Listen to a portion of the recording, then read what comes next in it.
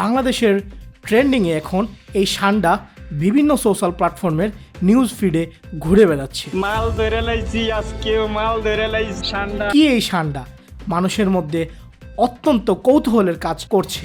সামাজিক যোগাযোগ মাধ্যমে এখন শুধু একটাই নাম, সান্ডা।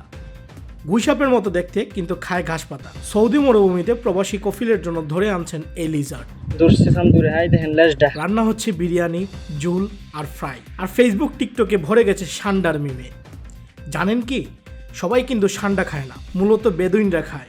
প্রবাসীদের ভিডিও এখন ভাইরাল, লাইক, শেয়ার ও কমেন্টে সয়লাভ। এই প্রাণীর আসল নাম ইউরোমেস্টিক্স, যার আরবি নাম দ। ওইসব ভিডিওতে দেখা যায় প্রবাসীরা তাদের কফিল বা ছেলেদের জন্য মরুভূমিতে ধরছেন এই বিরল প্রজাতির প্রাণী সান্ডা।